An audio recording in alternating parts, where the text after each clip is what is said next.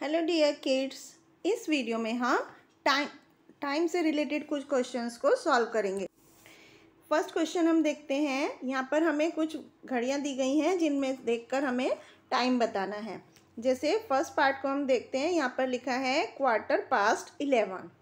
इसी तरह से सेकेंड को देखते हैं, उसमें लिखा है 4:45। तो इसको हम क्या लिखेंगे? 4:45।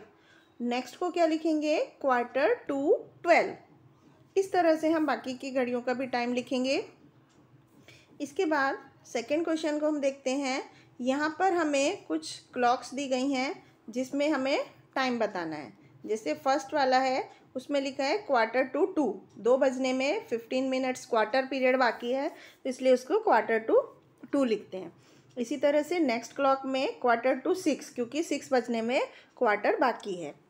नेक्स्ट में 4:30 बजा है, तो इसको हम क्या लिखेंगे? 4:30। इस तरह से हम बाकी की घड़ियों का भी टाइम लिखेंगे। इसके बाद बच्चों हम टाइम को देखना सीखते हैं कि किस तरह से हम टाइम नापते हैं, देखते हैं घड़ी में। तो यहाँ पर फर्स्ट क्वेश्चन हम देखते हैं, तो यहाँ पर क्या बजा है? 4:10 हुए हैं। यहाँ हम इसको क्या लिख सकते हैं? 10 मिनट्स पास्ट 4। हम इसको दो तरह से टाइम को लिख सकते हैं।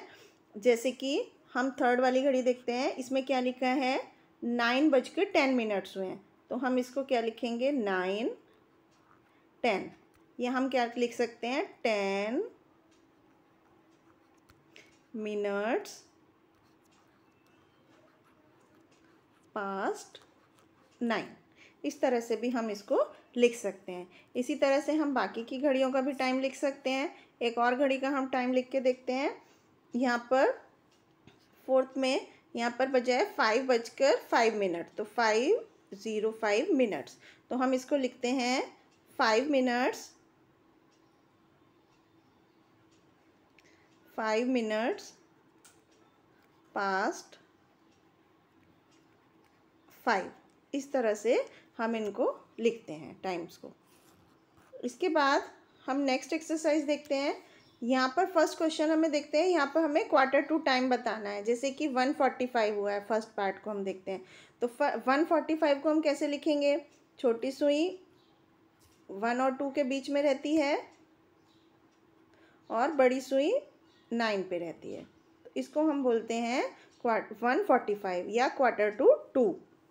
अब 1/4 है, तो यहाँ पर छोटी सुई 5 पे रहेगी और बड़ी सुई 9 पे, तो ये 1/4 है। मतलब कि 5 बजने में अभी क्वार्टर बाकी है। इस तरह से हम इन घड़ियों के टाइम को लिख सकते हैं। इसके बाद हम सेकंड क्वेश्चंस को देखते हैं। यहाँ पर हमें कुछ समय लिखने हैं। क्लॉक्स में कुछ तरीके, अलग अलग तरीक़ों से बताया गया टाइम को, तो हमें लिखना है। अब जैसे फर्स्ट पार्ट हम देखते हैं, तो यहाँ पर क्या बजा है? यहाँ पर 1:45 बजा है, या हम इसको क्या लिख सकते हैं? 12:45।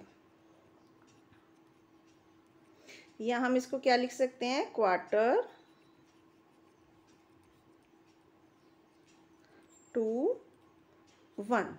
इस तरह से हम इन घड़ियों के टाइम को मेंशन कर सकते हैं। इसके बाद बच्चों हम नेक्स्ट एक्सरसाइज में हमें डेज ऑफ वीक और मंथ्स ऑफ द ईयर के बारे में सीखेंगे। जैसे फर्स्ट क्वेश्चन में ये किसकी स्पेलिंग है, यहाँ पर हमें कुछ डेज ऑफ वीक के नेम्स दिए गए हैं जिनको हमें कंप्लीट करना है। जैसे फर्स्ट पार्ट में थर्सडे है, तो THURSDAY, थर्सडे। इस तरह से हमें फिल इन द ब्लैंक्स में अल्फ़ाबेट्स लिखकर स्पेलिंग को कंप्लीट करना है। डी वाला पार्ट देखते हैं, तो ये है फ्राइडे, FRIDAY, फ्राइडे। इस तरह से हम बाकी की स्पेलिंग्स को भी कंप्लीट कर सकते हैं। इसके बाद बच्चों हमें मंथ नेम के कुछ फिल इन द ब्लैंक्स दिए गए हैं। जैसे फर्स्ट क्वेश्चन है द मंथ आफ्टर नवंबर। नवंबर के बाद क्या आता है बच्चों? दिसंबर। तो हम यहाँ पर क्या लिखेंगे? DECEMBER, दिसंबर। अब क्या लिखेंगे? November is the dash month of the year, 11th month of the year. नवंबर कौन सा महीना है? 11वां महीना है। Number of days in a week, कितने दिन होते हैं एक सप्ताह में? 7। तो हम यहाँ पर 7 लिख सकते हैं।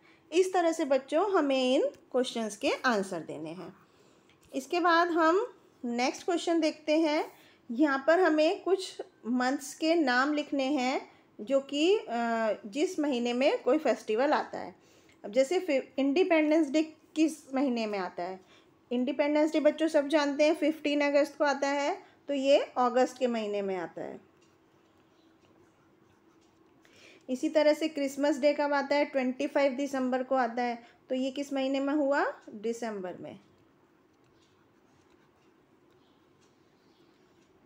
इस तरह से हम अलग अलग दिन के मंथ्स को लिख सकते हैं कि कब हम ये फेस्टिवल मनाते हैं, कब ये स्पेशल डे मनाया जाता है। तो बच्चों ये था मंथ्स टाइम के बारे में।